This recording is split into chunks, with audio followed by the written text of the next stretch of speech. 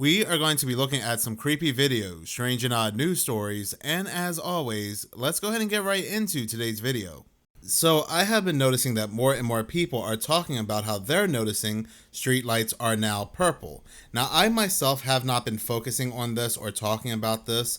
As you all know, I'm from the South. I moved down from New Jersey about 10 years ago. So I was browsing this news article right here from clickorlando.com, and I came across this very interesting article. This article that's titled, "Why Are There So Many Purple Streetlights in Florida? While the lights are safe, they are being replaced." The article says that by now you probably spotted at least one streetlight turning a bluish purple hue while walking or driving in the evening, and it goes on to say that no, they're not meant to be that color.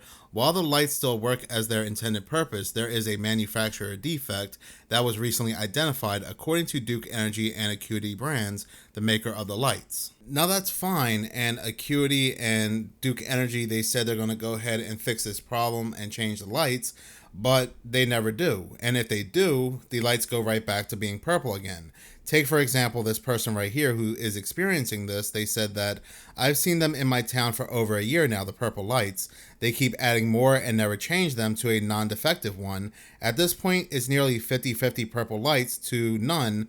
No one seems to care." The other thing that makes this suspicious is the fact that there are multiple excuses. For one, they go on to say that it's a manufacturer defect and they will replace these lights. But then on the other hand, they're saying that they are putting up purple lights to stop drug addicts. They go on to say right here, the reasoning behind the blue or purple hued lighting is that it's harder to see superficial veins in these colors of light. Now, at first, the purple lights were only placed in public bathrooms for this exact reason, but when it came to the street lights turning purple, the city also gave this reason as well. But going back to the news article I was reading from, the question was asked, are they dangerous? And according to Acuity, the lights don't pose a major threat to drivers. The light output is in no way harmful or unsafe. As always, we stand behind the quality of our products, and we have been proactively working with customers who have experienced the issue to address any concerns. However, Scientific American reports that purple streetlights may be dimmer and could possibly worsen a driver's ability to see in finer detail along the roadway, as humans naturally lack blue sensitive cones in the center of their retinas. There are people out there that are saying that the purple lights are causing them to have eye strain, but not only that, it's making them feel unwell to the point they believe it's causing some kind of mental health issue. Now, while people in the public are reporting this, these news agencies that are talking about this are saying that there is no scientific evidence to support these claims. The news article I was reading from was published on July 7th, 2025, and while these purple lights have been known for quite some time, again, it just goes to show that more and more people are noticing this, and we're now having very recent news articles on this topic. This news article even goes on to say that there have been recent reports in places like Utah, Texas, Massachusetts, Canada, and even Ireland. While this is being reported in more and more locations, and there are even some people saying they're having mental health issues because of these lights, we have to remember there were articles back in 2020, like this article right here from Interesting Engineering, Mind Control Through Light, the Emerging World of Optogenetics. This article and other articles talking about this are basically saying that certain lights are being used by scientists and researchers to mind control mice, and just look at the light they are using. Whatever they're testing on the mice, make no mistake about it, they're going to be doing to the humans. Now, when it comes to the bluish purple lights being used on the mice, it basically activates their predatory instincts, making them violent. The reason why they're doing this, or in their own words anyway, reading this right here, it says, "The scientific technique could bring us into a future where all this is possible. This novel way of quote-unquote mind control could be used to treat aging-related brain conditions such as Alzheimer's or Parkinson's disease. It could be used to treat blindness, treat heart abnormalities, and even psychiatric diseases," promises that parallel some of the same claims of Elon Musk's Neuralink project. So this is what they do. This is what they always do. They always tell you what they're doing up front, but they always spin it in a positive way where it makes you feel like what they're doing will benefit you when it's anything but. This sounds like, to me anyway, another version of MK Ultra mind control. Now, I thought this was old news. I thought this whole purple, bluish streetlights thing was going away, but apparently not. More and more people are noticing this up until this very month. What is even more interesting is that outside of streetlights, there are even Google patents that show how TVs and computer monitors, the frequencies they emit, are having a certain psychological effect on humans, and this has been observed. Now, while this patent doesn't directly mention the blue light, this Dr. Jack Kruse talks about how the blue light emitted from TVs and computer monitors are basically a form of MK Ultra. This basically goes hand in hand with these street lights. So you may have heard of this program called MK Ultra. They go and hire a PhD researcher named Delgado, and they start putting wires into the bull's head to find out, can they stop and control the bull using electric signals? Why? Because they already have started to learn about Becker's work. So now this is the idea. Now they're trying to execute. They're trying to use this as a weapon. So they said, okay, you could do it with wired technology, and they were able to turn the bull off as soon as he was going to spear the matador. They said, let's try to do this wireless. Why? They had all the patents and everything they stole from Tesla. They also had all Marconi's work. So Delgado finds out that actually it does work. You can do it without wires. You don't have to do brain surgery on the animal to do it. The next step was, could you do this using light and light alone? And it turns out they found out you could. If you use blue light specifically, it actually destroys the dopamine reward tracks in your brain. Just so you know, Meta and Google today own those patents. Google was formed in 1995 when DARPA gave the search algorithm to these two cats from Stanford. They basically then figure out and perfect the delivery of blue light technology through screens. Who is the big tech company in the 1950s and 60s that were doing this? Turns out that's IBM. And IBM is working on liquid crystalline displays. And I remember, this is in the 50s and 60s. You as a young man never saw those TVs until the 90s, okay? And then it got a boost from who? Obama, who made the analog to digital transition so that you'd have to use what? LCD screens. And then what else did he do? We're going to ban incandescent bulbs. Why? Because incandescent bulbs not only have fake blue light, but they also have purple and red, which is what you need as the antidote to blue. Why is it that every tech company has blue lit screens? I'm going to tell you the reason why. It's because that's how DARPA wants it. They want you to be very addicted to the technology so it's sticky. That way you can be programmed further. This next creepy video from the Dammit Man is very interesting because some are saying that this entire family may have been under some kind of MK Ultra or some kind of mind control. Now, this is a weird story, and it's actually a true one. It started out as a road trip, and it ended up with people scattered all over the country. And none of them had any memory of why they ran off. This is the story of the Trump family, not the Trump family. This family is from Australia. They're the Trumps. But the Trump family was a picture of normal. They owned a successful berry farm in Victoria, Australia. No debts, no enemies, no signs of stress or anything like that. Then on August 29th, 2016, they just left. Mark and Jacoba Trump got in their car with their 3 adult children, Ella, Rihanna, and Mitchell. No cell phones, credit cards, anything like that. They didn't have passports. They said they were being watched, so they took off. They said they were tracked, followed, but by who? Nobody said. They drove north towards New South Wales. Just hours into the trip, Mitchell decides to leave the group. He didn't believe what his parents were saying. The rest continued on. They kept driving. The next day, Rihanna and Ella stole another car and took off. Later, Rihanna was found in a catatonic state on the side of the road. Ella made it back home and told police, "My family is missing." Meanwhile, their mother, Jacoba, was discovered disoriented, confused, all alone. And Mark Trump, the father, he vanished into the wilderness. He was found 5 days later, covered in dirt, walking on a rural road, speaking complete nonsense. Each member of the family had a different story. Some said that they were being chased. Others didn't remember leaving at all, but none of them could explain what triggered the breakdown. And the police, they found no signs of drugs, no signs of mental illness in any medical records, just fear. They were scared. The experts called it a shared delusion, when one person's paranoia infects the rest. In this case, the fear spread like wildfire until they all forgot Who to trust at all? Not even each other. No charges were filed, even on the stolen cars. The family was reunited back together, and then they went back to just living on the farm. Like nothing had ever happened. But when reporters asked what they were running from, they didn't want to talk. They would look these reporters dead in the eye and say, some things are just better left behind. When I read this story, I'm like, this is fake shit. This is fake news. That's a callback to the beginning.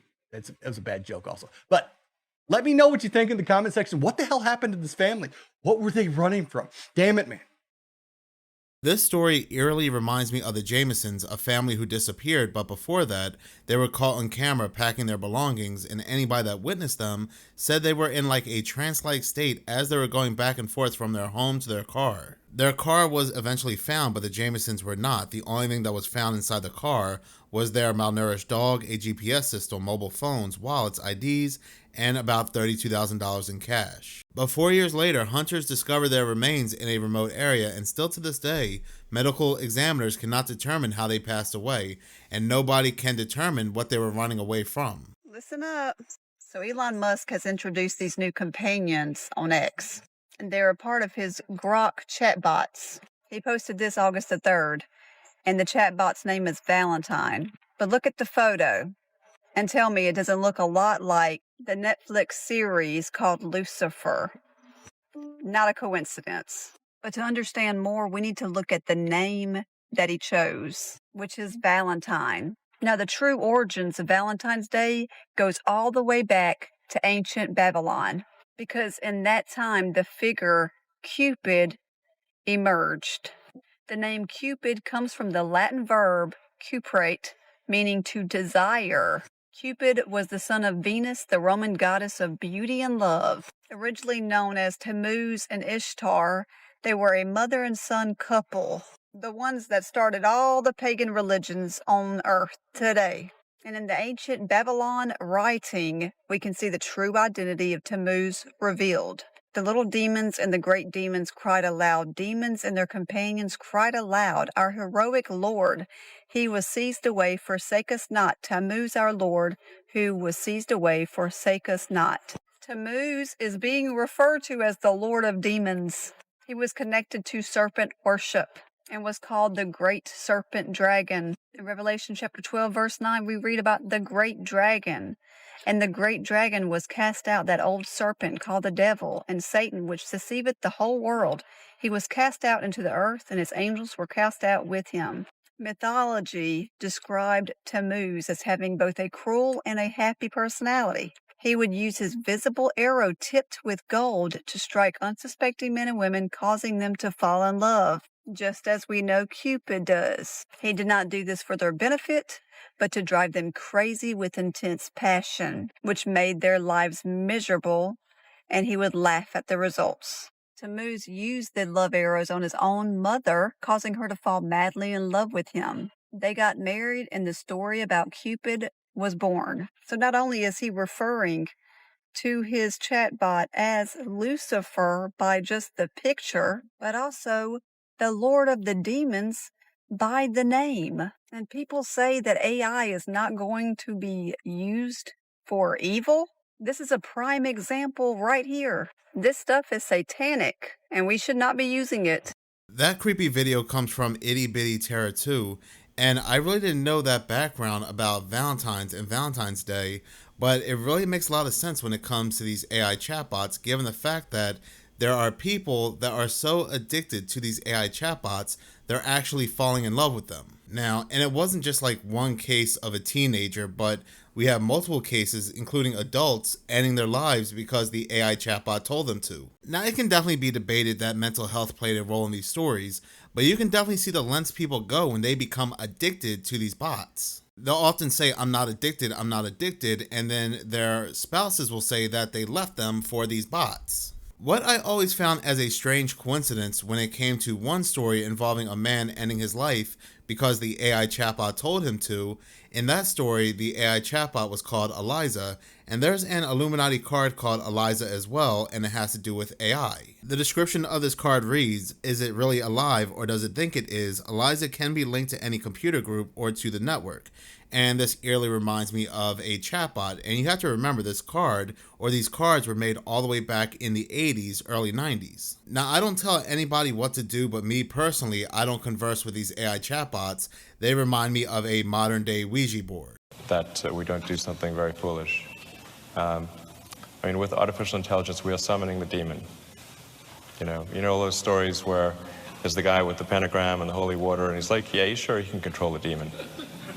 Doesn't work out. You even have some people using these chatbots as a spiritual guide. They believe these chatbots have some kind of feelings, emotions, and are doing the best for them, but they don't realize that these chatbots are programmed and upgraded by some very suspicious people, like, for example, Sam Altman. These people who are behind these chatbots are telling people right to their face that they're summoning the demon when it comes to AI. And not just that, they are telling people on a daily how AI will make humans basically obsolete, and yet they still turn to these AI chatbots for guidance.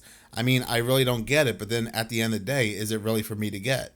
I mean, this is Sam Altman's answer, most recent answer, when it comes to determining what's real and what's fake as we go into the future. Going to 2030. This is a serious question, but I want to ask it with a lighthearted example. Have you seen the bunnies that are jumping on the trampoline? Yes. So for those who haven't seen it, maybe, it looks like backyard footage of bunnies enjoying jumping on a trampoline. And this has gone incredibly viral recently. There's a human-made song about it. It's a whole thing. And I think the reason why people reacted so strongly to it, it was maybe the first time people saw a video, enjoyed it, and then later found out that it was completely AI generated.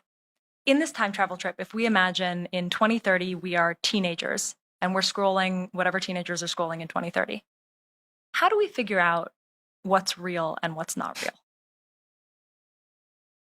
I mean, I can give all sorts of literal answers to that question. We could be cryptographically signing stuff and we could decide who we trust their signature if they actually filmed something or not. But my sense is what's going to happen is it's just going to like gradually converge. You know, even like a photo you take out of your iPhone today, it's like mostly real, but it's a little not. There's like it's some AI thing running there in a way you don't understand and making it look like a little bit better. And sometimes you see these weird things where The moon. yeah.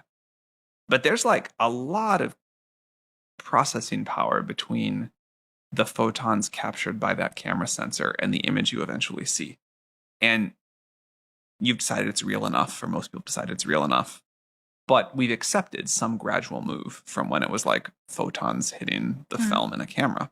And, you know, if you go look at some video on TikTok, there's probably all sorts of video editing tools being used to make it better than reality. Look back. Yeah, exactly. Or it's just like, you know, whole scenes are completely generated, or some of the whole videos are generated, like those bunnies on that trampoline. And I think that the sort of like the threshold for how real does it have to be to consider to be real will just keep moving. So it's sort of an education question. It's people will. Yeah, I mean, media is always like a little bit real and a little bit not real. Like, you know, we watch like a sci-fi movie. We know that didn't really happen. You watch like someone's like beautiful photo of themselves on vacation on Instagram. Like, okay, maybe that photo was like literally taken, but you know, there's like tons of tourists in line for the same photo and that's like left out of it. And I think we just accept that. Now, certainly a higher percentage of media both will feel not real. But I think that's been the long-term trend anyway. So his answer pretty much, and as he's trying to work around the answer, that things are already not real and that's how it's going to continue to be, but it's going to get even worse, and oh well. You can tell the interviewer did not really like his answer, and again, these are the people behind these chatbots. In downtown Phoenix, Arizona, there's a restaurant called Hanny's. Not only is this a classier restaurant, but everything appears to be normal, at least on the surface. However, there are a couple things that raise an eyebrow. This is nothing. It gets much worse. I'm curious what type of art has dolls locked up in a basement. And as you can see, people feed this display money. This is something that would be strange for any restaurant. However, this particular restaurant is known for its pizza. So dolls locked up in a basement at a restaurant that specializes in pizza. The rest of the art is also strange. What's up with the doll faces on her behind? I mentioned this pizza place in another video and how the logo is a little too close for comfort. I'm not saying anything nefarious is going on with either of these pizza places. However, this type of symbolism came from somewhere. Therefore, this kind of thing exists. With that said, you'd think businesses would be more cautious about the logo and artwork choices.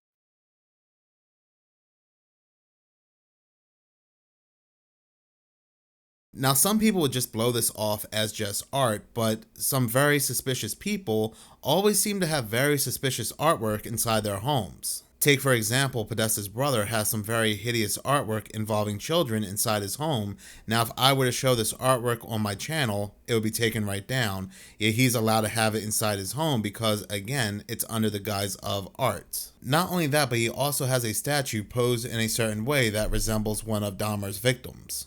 Let us not also forget the artwork that was recently found in Jeffrey's home as well. So it's the end of my work day and I'm scrolling through social media as you do, and I come across this interesting image.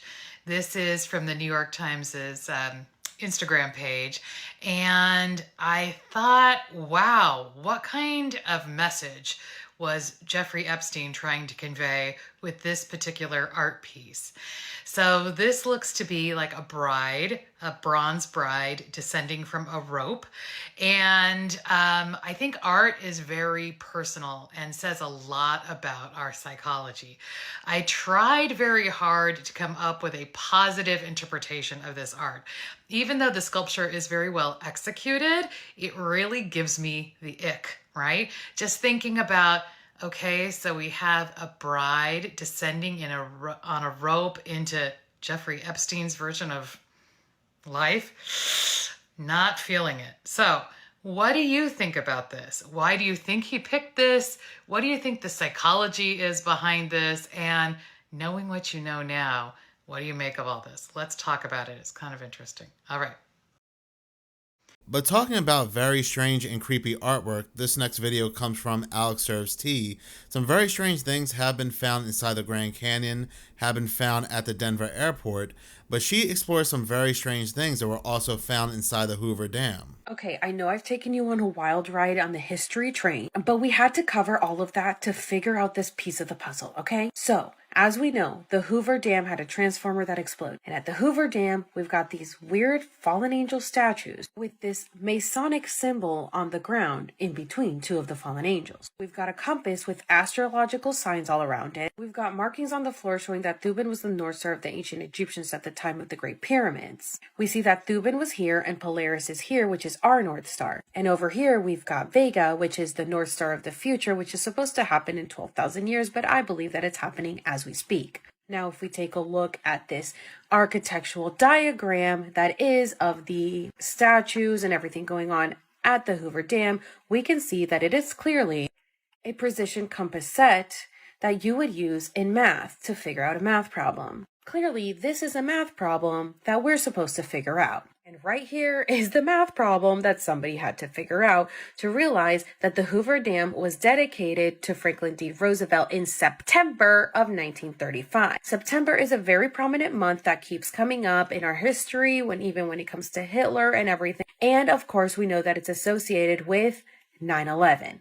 Now remember, on April 7th of 1933, Hermann Göring, who was then the Nazi Minister of the Interior, had met with Grand Master of the National Lodge of Freemasons of Germany, and a law passed that would reorganize the Grand Lodge as follows. The order will return to its original shape. From today on, the term National Lodge of Freemason of Germany, which was taken on in the 18th century, will no longer be valid. With this decision, the order has ceased to be a Masonic corporation. With the creation of these new German Christian orders, the rituals of German Freemasonry had changed with it. The checkered floor no longer showed Solomon's temple, but was now a representation of Germany's Stratford Cathedral. Interesting.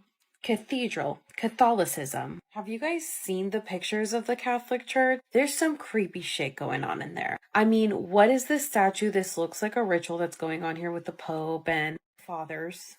I mean, I don't know about you, but this does look like a reptile that they have at the Catholic Church where the Pope is at. And to me, this kind of looks like the face of a snake. Yeah, pretty much like this. Now, it says Vatican means divine snake. Are we surprised? I sure am not. So in 1933, a Nazi minister changed the law to follow the new German Christian order, which really stemmed from Catholicism because they're all the same. So they still got what they wanted and just used Hitler as a puppet. I'm going to have to get into it more in the next video. This next interesting video comes from Too Much of a Coincidence, and all these individuals in this video all had fathers that were in the three-letter organization. Wartime propaganda movies, Jared Leto, and Laurel Canyon. How are they all connected? This building, Lookout Mountain Compound. From 1947 to 1969, the United States Air Force produced motion pictures and still photographs for the U.S. Department of Defense and the Atomic Energy Commission. We're talking pro-U.S., pro-military, pro-war movies put out to the American people. They were also in charge of documenting the nuclear tests. The Lookout Mountain Air Force Station consisted of one large soundstage and a film laboratory, 2 screening rooms and 4 editing rooms, an animation and still photography department, a sound mixing studio, and numerous climate-controlled film vaults. It started with the first motion picture unit, which was the very first military unit made up entirely of professionals from the film industry. It then moved on to, among other squadrons, the 1352nd Motion Picture Squadron, who was in charge of production of classified motion pictures and still photography. Lookout Mountain Air Force Station is in Laurel Canyon. You know Laurel Canyon, a big part of the hippie movement?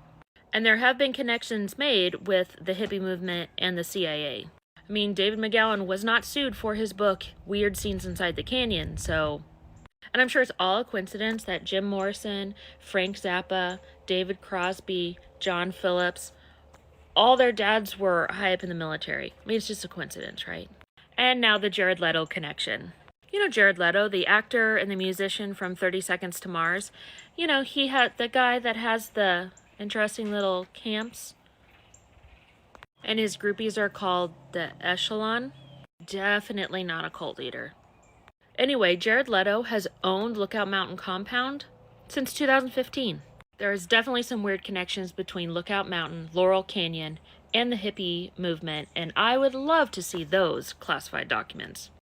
This next interesting video comes from Sharon McNeely. Now, as I've been browsing social media, I've been coming across photos and videos of women balancing themselves posing in a very specific way. When it comes to this TikTok trend, some people are saying it was started by Nicki Minaj, but others are saying no, it was not, because she always had 2 feet on the ground and randomly women just started doing this pose. But this individual here, Sharon McNeely, connects this right back to CERN, and I really have to say the timing is very interesting. So whenever you see things like this trending, you always gotta question why. Because does this look familiar? What about this? If you don't know who these are Indian gods. But I specifically want to talk about this one right here, Shiva. So if you don't know who Shiva is, she is known as the god of destruction. And she happens to be the same god statue that's in front of the CERN building, which if you don't know about the CERN, it's this big old collider thing where they say it's like other dimensions, demons come crawling out of it and stuff like that. Like it's like a big collider thing. Well, they just happened to crank that collider up in July, a couple of days before the Texas floods. And you cannot tell me it's a coincidence that they decided to crank her up. And it's like the biggest colliding thing that they've done in, I don't know, I guess like years. And now everybody's doing the pose. Like they got us all posing like in worship of this god at the same time.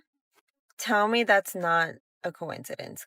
I know y'all probably think I'm crazy. And yes, this is the pose they do whenever they worship these gods. Here's somebody worshiping Shiva right here.